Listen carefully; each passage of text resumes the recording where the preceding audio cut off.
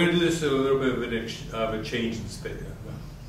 Hi, I'm Bob Godgart. I'm here with Robert Cohen of On the Record. We're here and back for another exciting conversation. You want me to interview you today? You know, with the way I've been talking the last 3 minutes, I don't think we get 3 words out. Oh, come on. You know, we're here at Autotask Community Live in Miami. We're having a great conference. Very excited. And there are a lot of people out here, and everybody seems to be, the biggest thing that they keep telling me is that they're so busy because there's so much that they have to learn still. Yes, you're right. In fact, we had a great, in our CEO's keynote, we put in a really interesting stat, and that is that people only use 25% of our Autotask product. I mean, if you think about using Microsoft Word or some suite like that, you really don't use the whole thing. You use a pretty small portion. And Autotask is no different. Yeah, I would say that on my Microsoft, I'd be surprised if I use 10% of what they give me. Right. So one of the things we've been working on is how do people use more and more of the application, and we just did a survey, and we've got that number up to 42% of Autotask, the average customer is using now, so it's pretty interesting. So we went from last year 25 to 42 this year. So really what you're saying is that they're getting a ton more out of your product, and they're not spending any extra. Exactly, and a lot of it is because of events like this one, where we're really trying to push on the continuing education. So after you implement the product, you keep using it, you keep learning. You get together in communities, and that's why community is that important. We need to make sure that people use as much of it as they can to get as much value out. It's a recurring revenue. They've got to get additional value every single month, or they don't pay their bill. Yeah, and that doesn't do you much good, does it? Right. So, a lot of my audience doesn't really understand what you guys do. Mm-hmm. And even worse, they don't understand business, a lot of them. And, but they're out there, they're doing a lot of good stuff, they're keeping their customers up and running, maybe not the right way, but they are. Their customers aren't complaining, but they're complaining because, and if they're not complaining, their wives sure are, because they're working 345 hours in a day, and they're making 345 cents. It's really not good. So where do you come in? From the beginning, to make it real simple for them. Real simple. Autotask is a business automation platform, so it'll automate everything all in one system, from the sales part of the business through the implementation of projects and bringing new customers on and onboarding them, through managing all of the service, especially managed services where you have these recurring contracts. Our product will bring in all of the information, help you create the bill, send it out, invoice and bill the customer, and then manage all of the things that could possibly go wrong in your business along the way. And by the way, it'll also do some timesheets and expense reports and some other administrivia at the same time. So single platform, all the information in one place, keeps things from falling through the cracks in a solution provider business. And then on top of that, you have all the integration tools, such as the ones that we're doing for marketing. But tell us how that works. Well, Autotask can't survive alone on just the core business automation platform. So we have here, especially at our show now, there's 45 separate partners that have integrations built to Autotask, especially the remote monitoring, the security and backup, the cloud vendors now, and all of them take their information, combine it with Autotask, and again, if depends on how you build, it will either get the information so that they can create and deliver service, or on the other hand, it'll take the billing information from the say cloud or managed service product and push it straight through. So it takes all your service work, all the managed service work, any product work, and puts it all out on a single bill with multiple billing methods. And so if you look at, since you were talking about Microsoft in the beginning, if you took, let's say, just Excel, so just one program, you could do all that. Like anything that Excel can do, most of us can do. We know how to do adding, we know how to do subtraction, we know how to do multiplying, we know how to do division. And then there's a whole bunch of other things that they do on top of that. Right. But if you just take those 4 core things, I can do that, you can do that, everybody out there can do that, but they use it because it makes it so much easier, so much simpler. So we optimize it, we tune it, we make it easy to self-service, implement, and support your customers. That's what we do.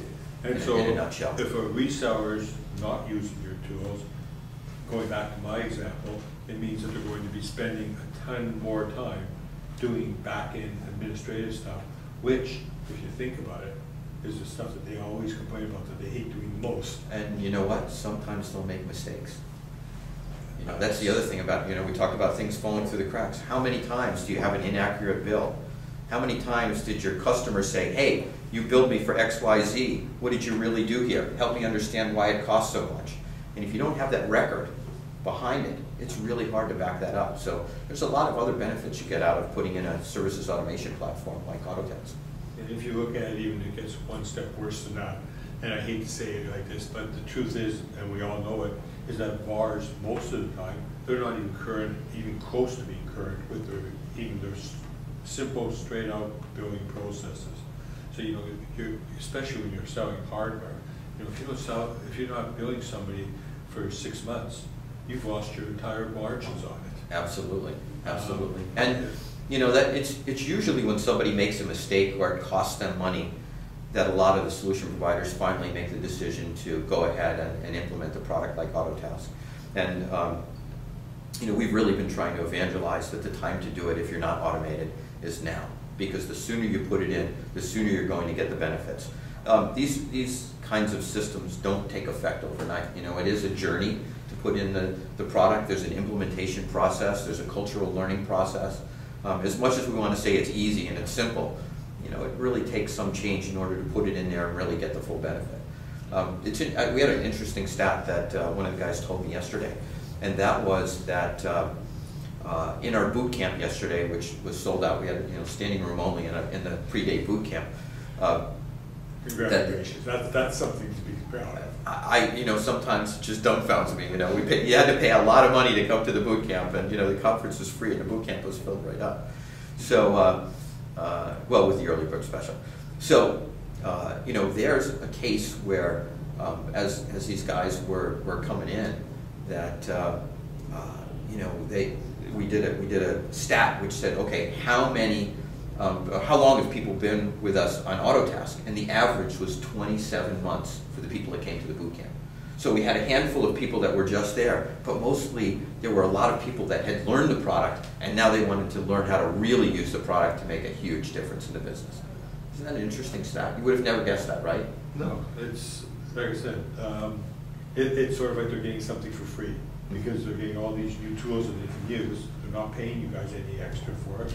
You're happy with it because they're happier, which right. keeps them staying with you. It's all good. Where do you think the industry's going from a business point of view? So, well, I tell you, the cloud side of things is really probably the biggest change. You know, we went from the VAR side of the world to managed services, and now we're sort of going from managed services to a new flavor of managed services with cloud. And so many of the solution providers are worried about that change again. But I tell people to just look at cloud as another service. You know, it's just another kind. And as you go to the cloud, you need to make sure that you do something with cloud where you have control, where it's white labeled, where it's under your brand, where your value add is front and center. You don't want to be a broker. You know, think about it, stockbroker, insurance broker, the telecom agents. You know, they don't really control anything. They just come and, you know, they sell you something and you're done. Where in our business with these solution providers, you have to make sure that you're controlling the sale, that you're the guy that's providing the very best service that you can. And that's going to be the differentiator, especially when things, you know, get commoditized. And if you think about it, who other than a reseller, whatever you want to call it, but your managed service provider, whatever, they own those relationships and they're giving them up. And they're giving them up not only through, you know, to places where people go direct, but they're also giving them up to the mobile apps that are infiltrating. You know, we call it commercialization of the enterprise. You think about Skype, and you know, I used Prezi this morning to do my presentation, and the expense applications and the, you know, the travel applications. These are all apps that they're freeware, and they get into these enterprises, and then they have, you know, I've heard somewhere between a 17 and 20% upgrade, you know, to the full paying product. They're completely bypassing the solution provider. It's scary. Very. Very scary. Always is when I'm interviewing you. I couldn't miss that one. Thank you very much. Always a pleasure. And thanks for coming down here to Autotask Community Live in Miami.